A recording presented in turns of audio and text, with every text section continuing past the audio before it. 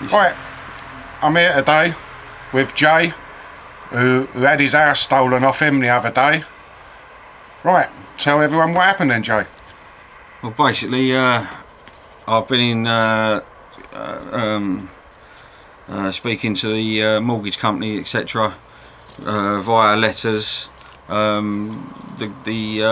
had a repossession order which they tried to enforce in March. The bailiffs called Northern Rock, who said that they would give me an opportunity to appeal against the repossession order. I have been trying to write to Northern Rock's solicitors. One's TTKW, who then passed it over to Walker Morris, requesting documents so I could put my appeal together. They haven't responded, haven't sent any of the documents. I in fact received a letter off them, I think it was the week before last, where they did not mention anything about going to get a High Court writ. In fact, they told me to get independent legal advice, etc. Tuesday morning, no warning, no nothing.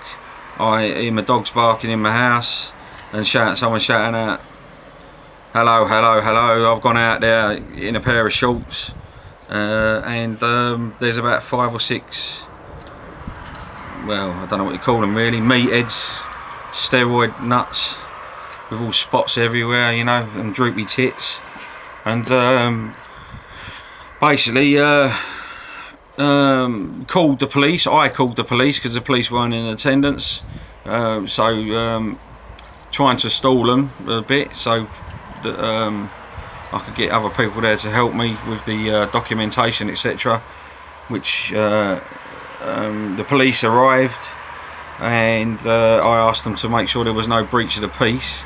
I was then assaulted by about 4 to 6 of them in my dining room, while 2 police stood in my house watching.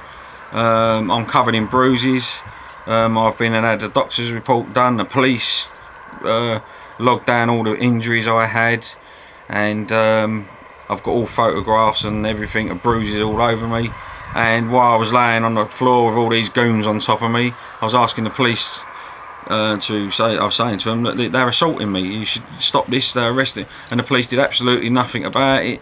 It took 6 of them to pick me up, eventually to pick me up and to put me out. Basically, they just carried me outside my front door and dropped me out on outside my front door.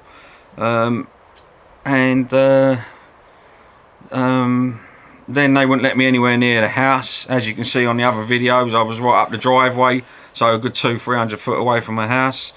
Next thing I know, the police officers come up to me and said that one of the bailiffs have come to them and said there's something in the freezer, and he's found this package, and you know, have I seen it? You know, and I went, well, obviously didn't answer, just went no, never seen it before, didn't answer any more questions, and they carted me off to the police station until 6 o'clock at night when they released me. But the funny thing about that is they say that they found it in the freezer, but it was unfrozen. So obviously, allegedly, shall we say, the bailiffs put it there to remove you from the house. Yep, exactly that. Right, and also, well, basically, they wouldn't let me back in the house to collect any belongings or anything. So I was carted away and basically had what I was standing in. I've got a 16-year-old, or just turned 16-year-old son who's at school. They wouldn't let us back in to get any of his clothes, all his schoolwork's in there, his laptop to do all his coursework, etc. We've tried to ring them over the weekend and they're closed. Right, they've given me 7 days to get my stuff out, which will be on Tuesday. I spent all day Friday. I left Norwich at sort of 8:30 in the morning, and I went to the Royal Courts of Injustice down in the Strand. Filled out a statement, 3 remission forms, etc. They directed us towards to a court. I was with a guy who's a barrister called Addy Baiju, I think, and we walked into these other people directors, which was the Queen's Bench, which is where the writ was taken from, and we walked in at 4:02, and they said it's too late. We shut at 4 o'clock on a Friday. You can't see no one. The judge is gone. So we then messed around in there for about another half hour or so, trying to get someone. We went to the county court. We was directed to them. There was no one there. We was given an emergency number to call to try and get it, because I'm putting in for an injunction to stop the actions, and because the barrister, the guy that was with me, was not a practicing barrister, even though he'd passed the bar or invited to the bar in 1980. So, you know, we're talking, 30 odd years as a barrister. The judge refused to talk to him. We called the number, we got some security bird or someone who's in the Royal Courts who called the judge, and she said, are you practicing? And because he said, no, I'm not practicing at the moment. He was doing it pro bono, basically trying to help me out. And she said, I don't think the judge will talk to you because you're not practicing. And about an hour later, she called back and said, he won't talk to you. So how can people get any sort of, you know, emergency thing, unless you're a barrister or a solicitor? You can't speak to no one, right? So I've now had to come. I got home at 12 o'clock that evening from London, and I've gained nothing from going down there and wasting all my time and day when I could have been doing other things, because we was 2 minutes after the 4 o'clock deadline when we was directed by someone at the court to a different courthouse. This is just ridiculous. It's absolutely disgusting. I'm going to try tomorrow to go to the Norwich County Court, because apparently they can hear High Court applications and etc. there. And I would like to put a little shout out now. If there's someone that's legally trained,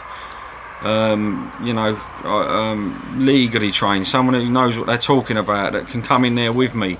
I've got everything. I've got me affidavit done. I've got me application done and all that sort of stuff. I just need someone that can actually talk to the judge, and if he comes back with certain things, I know how to respond to them.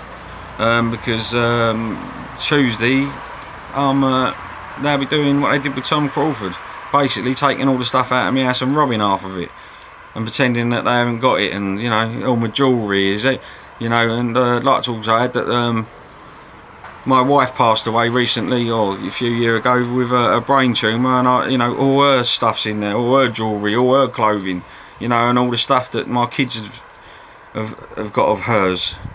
It's all in the house. I've gone down there to try and see if there's any post, and they've got like sort of 6-8 security guards sitting there. My house is completely boarded up by metal, with metal stuff. They wouldn't even let me in the gate. I just can't believe this is going on. With the little smart ass security, the bloke who actually owns the company, but won't tell us like the name of the company or anything, but he's his own security. He was offering you out for a row, wasn't he? Well, he was trying. He thought he could anyway. Yeah. He was trying to provoke a fight. Yeah. Even though you know he's the one that had his hands around my throat and all that. Started trying to give it the big one that he was a cage fighter and all this whole malarkey, but he ain't nothing, mate. No.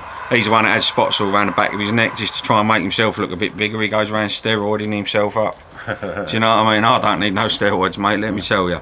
Right, and when he was one of the guys that had hold of me in my dining room, and I actually had all 4 of them pinned up against the wall, and I see fear in his eyes. So he ain't nothing. Right?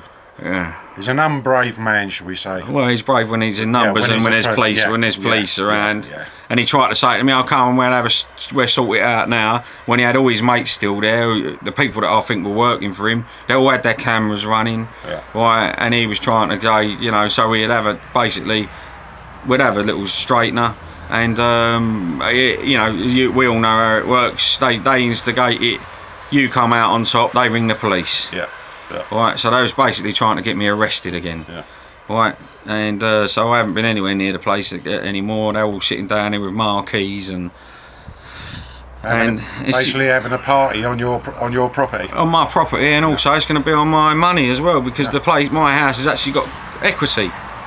Right, so the mortgage company, the way they've carried on is absolutely disgusting. And I might also add that all the documentation was, from what I can work out, is fraudulent, because it was on the High Court writ was on what is called an NO66 form. I've been told that when you put the application in for this NO66, that it actually says on it that this should be used for trespassers only, and the "only" is underlined.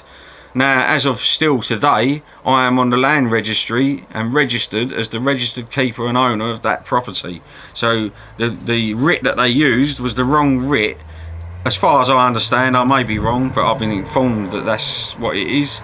And so they've used the wrong piece of paperwork. They had no EX96, no signed signatures or nothing from any judge, and basically, well, they've robbed my house. I've been burgled, right, I've been assaulted, right, and the police just stood by and did nothing, and in fact helped them by taking me away with some substance that they claim was a controlled substance. Obviously I can't verify that, because firstly I don't know what it was, and secondly they said they're going to destroy it, so how can I even check what it was? For all I know, it was baking powder.